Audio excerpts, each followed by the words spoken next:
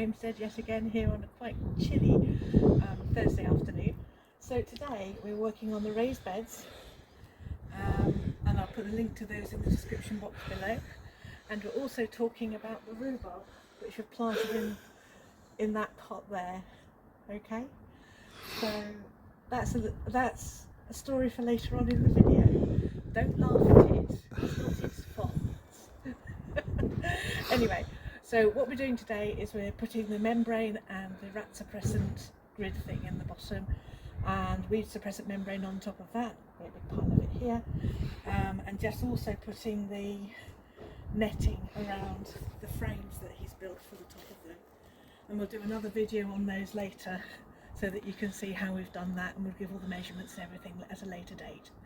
So hope you enjoy the video. So the next bit we're going to do is attach the membrane. I think sometimes this is called critter fabric or something like that in the States, to stop rats and mice from getting in from underneath, and hopefully moles or anything else that wants to come along. So we're going to attach this using the wire that came round it, which is galvanized steel, and attach this to the bottom of the raised bed with weed suppressant membrane as well. So the rat membrane, rat grid, or whatever you want to call it, anti-critter grid fabric. Rodent fabric. Oh, rodent fabric. Well, yeah, whatever. Rodent fabric came wrapped in this galvanized steel wire. So we are going to use little lengths of this to attach to the bottom of the raised bed. Hopefully, because it won't rust. That's the theory. Hopefully. So as you can see, it is just sitting inside and at the bottom, and then we're attaching it like that with the wire at regular intervals around the edge.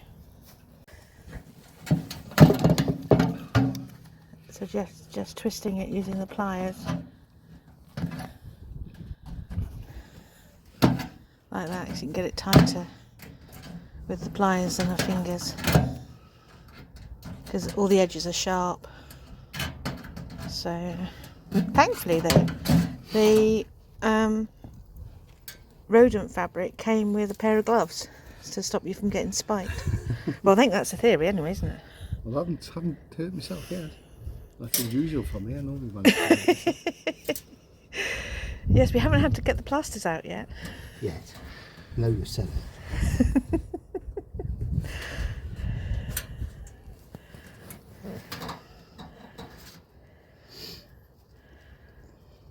And I'm sure you guys all understand the process of this, so we will carry on doing it and then show you when it's finished.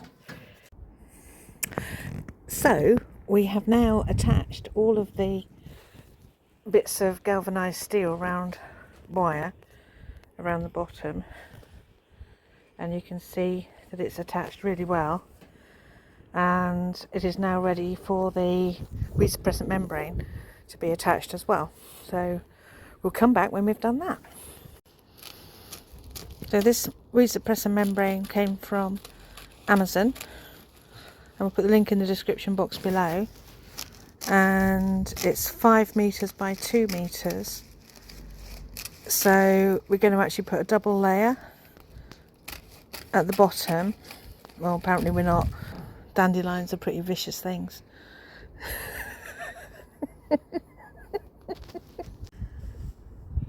So here is the finished product with the rodent membrane underneath the weed suppressant membrane, just one layer, and then that will go there, and all the other ones will be done to match. So when you next see it, it'll all be lined up and you'll see. Right, the other big job we've got to do today is to plant the rhubarb. Now, our wonderful friends at Building the Nest in Ireland, hi Nick, hi Lisa, and we'll put the link on the screen just there. They have given us instructions on how to plant a rhubarb. So It's not very big. It's really not very big.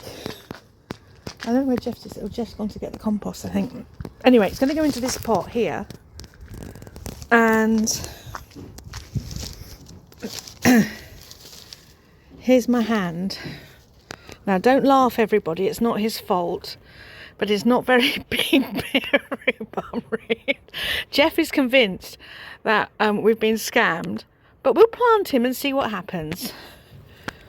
So we're going to put him over there for a moment. I don't know where Jeff disappeared to. We're going to put that there. And then we're going to get going in this tub here. And breaking it down like that.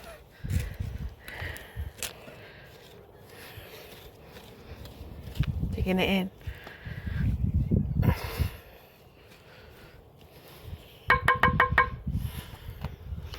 Have a thingy.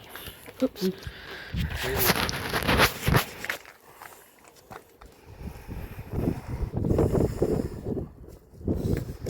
So in goes the magical bloodfish and bone.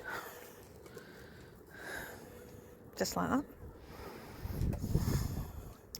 I reckon if we lay it on top of that and then put more compost on top and then water it in. Now this has been drilled at the bottom, so don't worry about waterage and drainage or whatever. We did that last year. We grew some potatoes in it last year.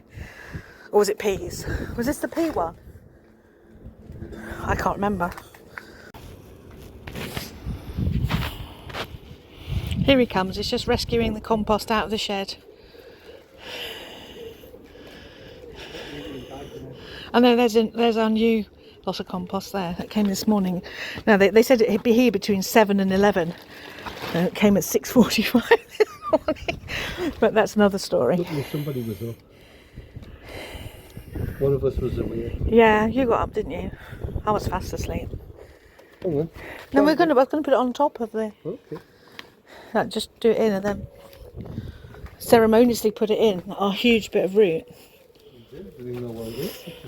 A twig. Our bit of twig can ceremoniously go on top.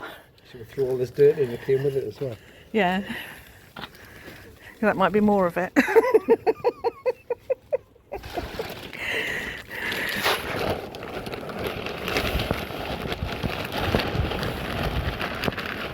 Perfect.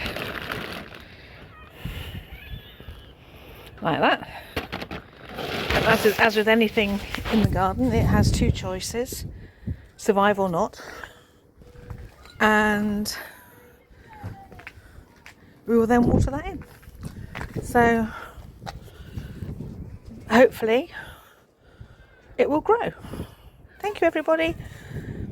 And don't forget to like, subscribe and ding the bell so that you can follow us, and maybe even if you're feeling really flush, give us a hype, whatever one of those is. Thank you, everybody. Take care from Helen here at the Hordon Homestead. Take care. Bye.